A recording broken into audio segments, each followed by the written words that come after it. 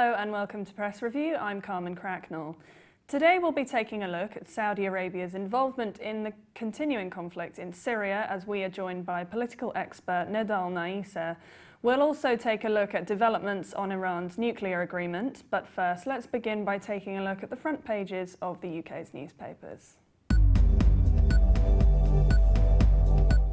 The Guardian leads its front page, reporting on Ed Miliband pledging to target landholders and councils that block developments in a bid to solve the housing crisis. It also reports on Nelson Mandela's funeral, which took place yesterday, and on Ukraine's crisis deepening as Europe announced it was freezing attempts to revive a political and trade integration pact. The Independent leads its front page, taking a look at a new report which reveals that 4 in 10 adults aged 18 to 24 are firmly in favour of the UK staying in Europe, fearing that leaving the EU would jeopardise their job prospects in the country and on the continent. It also reports on Nelson Mandela's funeral and features a picture of Lawrence of Arabia's Peter O'Toole, who died yesterday aged 81. The Daily Telegraph leads its front page, reporting that pensioners could have to spend £150,000 on care in old age before the government foots the bill. It also reports on Mandela's funeral, calling it a vast display of pomp so unlike the man they came to bury, and pays tribute to Peter O'Toole, who is described as the giant of movies, theatres and bars. The Times leads its front page, reporting on a report from the Public Accounts Committee which found that BBC executives were paid millions of pounds in sweeteners because of leadership failures at the highest level and a culture of cronyism. It also reports on small shops signing up to plans where shoppers will face a 5p charge for every plastic bag they use, and like all other papers, pays tribute to Peter O'Toole, referring to the actor as a rebel with a cause. Now let's take a look at the top stories in the Middle East. As the date for Geneva II nears and countries receive their invitation for participation in the peace talks, let's take a look at what analysts are saying about Saudi Arabia's involvement in the Syrian conflict. Syria Times features an analysis which takes a look at the upcoming Geneva II conference in its article "Sinister Alliance to Abort Geneva Conference." The paper says the hypocritical stand of some countries towards the convening of the Geneva Conference is crystal clear through their feverish efforts to hinder the convening of the event. They call for the political solution for the crisis in Syria, and at the same time they continue to provide terrorists with sophisticated weapons. The paper adds that Saudi Arabia, Qatar, Turkey and other countries continue to smuggle weapons and mercenary terrorists into Syria, which doesn't go in line with these countries' participation in a conference sponsoring dialogue among Syrians. Therefore, these countries must stop supporting terrorist groups fighting against Syrian people and state before talking about their participation in the conference.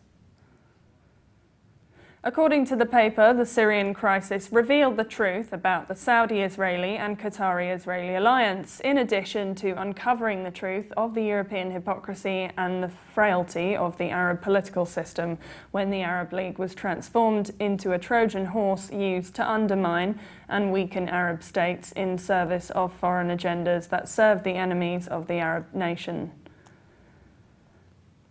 It continues to say that there is a lot of evidence that Israel is supporting terrorists in Syria, including the fact that Israeli weapons and equipment were found with terrorists and that injured terrorists are treated in Israeli hospitals.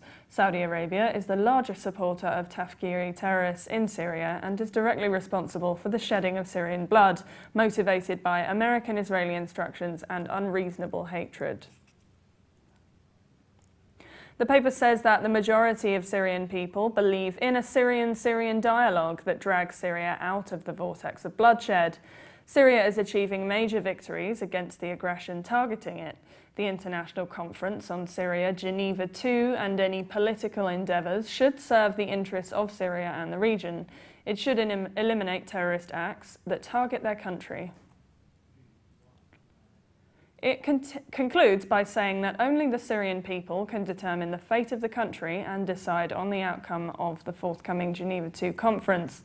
Any imposed solutions prepared in dark rooms by some Western and regional states will be categorically rejected by Syrian people because they will never accept anything that endangers their sovereignty and free will. Writing in the Comment is Free section for the UK Guardian, Fawaz Gergis writes, "Peace talks on Syria can't work without a compromise between the two Gulf powers driving the conflict." In his article, Saudi Arabia and Iran must end their proxy war in Syria. Gergis says that after last week's suspension of non-lethal aid to the Free Syrian Army by the US and UK, Western strategy towards the country lies in tatters. Washington and London were forced to act after Islamist rebels, including the al-Qaeda-affiliated Islamic State of Iraq and the Levant, took over the headquarters and warehouses of the Western-backed FSA and reportedly seized anti-aircraft and anti-tank missiles, some of which are said to be American-supplied. He says that this humiliating defeat shows the rise of the Islamist rebels, most of whom oppose political dialogue with President Bashar al-Assad's regime and call for the establishment of a Quranic-based state. It also demonstrates the near collapse of the FSA, which the West had hoped would unify the rebels. Gergis points out that after almost 3 years of urban warfare, the uprising has mutated and produced unintended consequences. It has been hijacked by religious hardliners, criminal warlords, and regional rivalries. Taking a look at the fractured opposition, Gergis writes that from the beginning the odds were against the nationalist opposition. It was always overwhelmingly dependent on regional powers for military and financial support, which left it vulnerable to external manipulation. Gergis also notes that the Obama administration's initial grandstanding, insisting that President Assad must step down and that his days were numbered, were not matched by credible strategic planning or an accurate assessment of conditions on the ground. Britain and France repeated the US line without preparing for the fact that Syria could implode and trigger a catastrophic humanitarian crisis. Antoine Ratas-Saab writes for Lebanon's Daily Star, taking a look at a recent report received by Lebanese officials in his article, "Bandar asked Putin to delay Geneva II conference." Saab says that according to a diplomatic report received by Lebanese officials, Saudi intelligence chief Prince Bandar bin Sultan had asked Russian President Vladimir Putin to extend the date of Geneva II peace conference on Syria, scheduled for January the 22nd, after their talks on the Syrian war failed to reach a final conclusion. Saab says Bandar offered Putin Saudi assistance in fighting radical Islamists and prevented the expansion of their influence inside the Syrian opposition or in the ongoing battles with the regular Syrian army in exchange for Russia's help in removing President Bashar al-Assad from power in the future. He adds that the report said that Bandar also offered the Russian president bilateral cooperation between the two countries aimed at achieving this goal. Putin did not give a final answer, renewing Moscow's position on the need to ensure the main components for the convening of the Geneva II conference. Saab writes that the report laid out conditions from Saudi Arabia for the Geneva II conference, including Iran's non-participation at its forefront.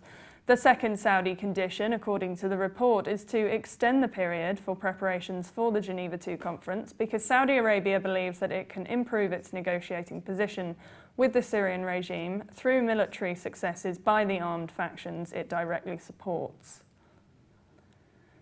The third condition, Bandar stressed, was setting up of a transitional authority, with Saab noting that Putin faced Bandar with reservations over the Saudi terms, particularly the setting up of a transitional authority.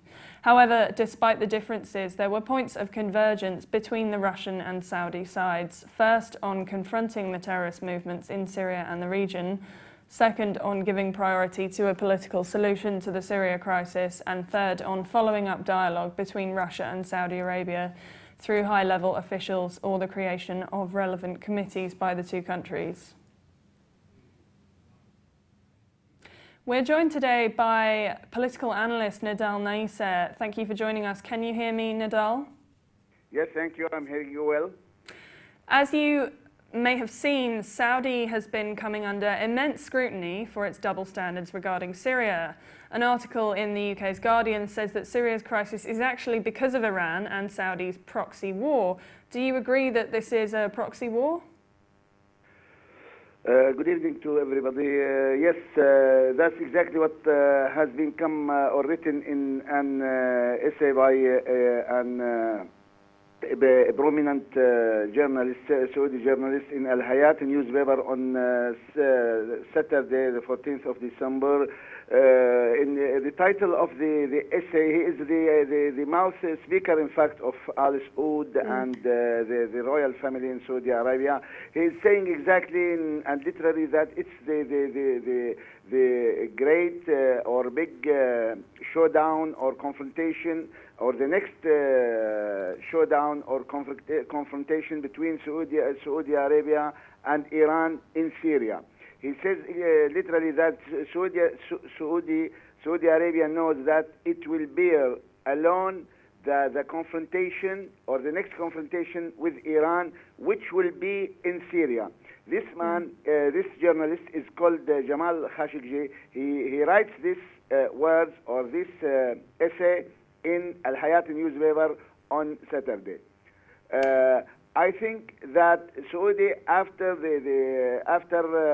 the American withdrawal from Syria and their refusal to act the strike against Syria, became alone. They have to do and improve their negotiation conditions in Geneva II. Yeah, and there's also a new report which Lebanon's Daily Star reported, which reveals that Prince Bandar bin Sultan had asked Russian President Vladimir Putin to extend the January 22nd Geneva conference. Why do you think Saudi did this?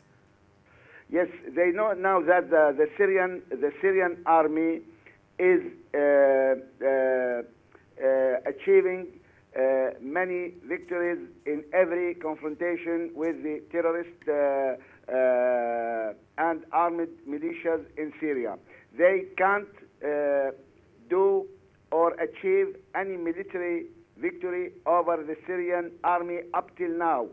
Even there were a lot or tons of military aids to and equipment to the terrorists and armed gangs in Syria.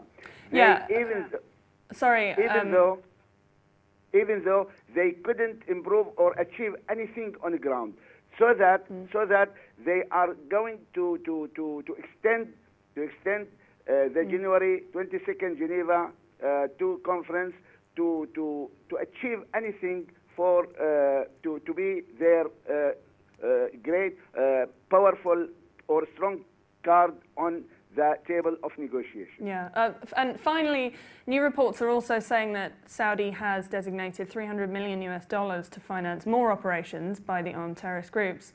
Why do you think the West is turning a blind eye to this while still pressing for ending terrorism?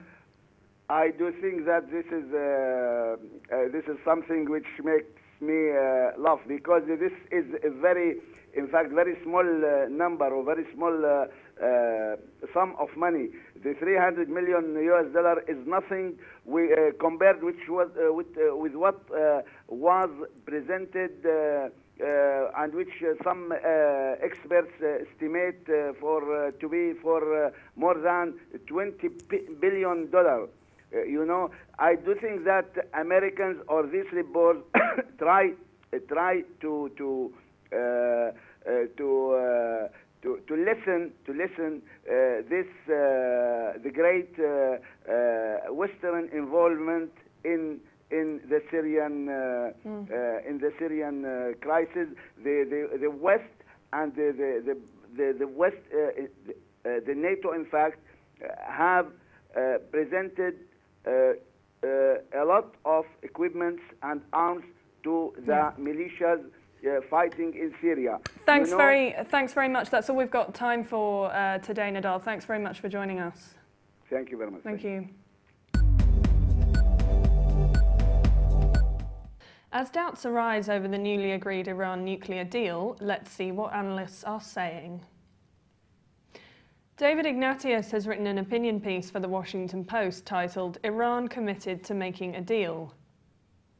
According to Ignatius, Iranian Foreign Minister Mohammad Javad Zarif said that despite a snag in nuclear negotiations last week, Iran is committed 100% to reaching a comprehensive final agreement. But he voiced tough positions on key issues and said it's going to be a bumpy road.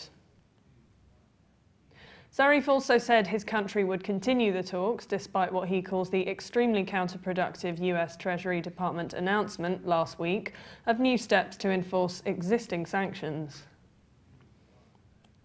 He added that he shares the views of Kerry and Lady Ashton, who are committed to an early finalisation of the Geneva process with a view to reaching a comprehensive agreement. According to the article, Zarif was frank about his disagreements with leaders of the Iranian Revolutionary Guard Corps and said Iran was ready to play a more active role in ending the war in Syria and in providing greater security in the Persian Gulf. Zarif insisted that he and President Hassan Rouhani led a consensual process in all areas of foreign policy, including regional issues such as Syria. Zarif said Iran believes there is no military solution for Syria and that he is ready to attend Geneva II to seek a political settlement, so long as there are no preconditions for the removal of President Assad. The National features an article titled "Iran Committed to Nuclear Deal Despite US Blacklisting." The article says that Iran remains committed to reaching a nuclear deal with the West, despite a move by the United States to blacklist Iranian companies for evading sanctions. According to the article, the US blacklisted a dozen overseas companies and individuals on Thursday for evading its sanctions imposed on Iran to halt what the West sees as its bid to build a nuclear bomb. In response, Iran negotiators withdrew from talks in Vienna on implementing the interim nuclear deal reached in Geneva. Senior US officials argued the move was taken under an existing sanctions regime. The article added some US legislators oppose the deal as inadequate and are pushing for new sanctions on Iran. Since Saturday, conservative newspapers have blamed what they say is the violation of the Geneva deal by the American administration. The Iranian Fars news agency wrote, "Iran is not a country to remain unilaterally and disgracefully committed to the Geneva deal." Sadegh Zibakalam, a reformist political analyst, said anti-American slogans were part of the political strategy of the conservatives in Iran. If we pull the rug of anti-Americanism from under the feet of the conservatives, they would have nothing left to say, ILNA news agency quoted him as saying. Now let's take a look at the top headlines from international papers.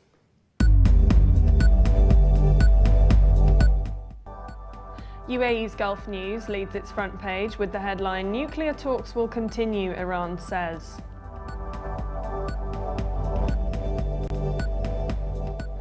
The International New York Times leads its front page with the headline, "Snowden's reach may never be known."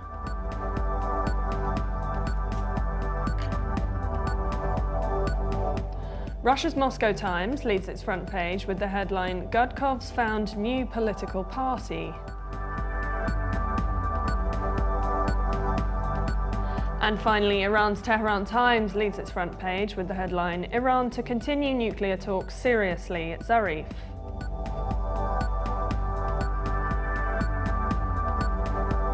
For more updates, please visit levant.tv.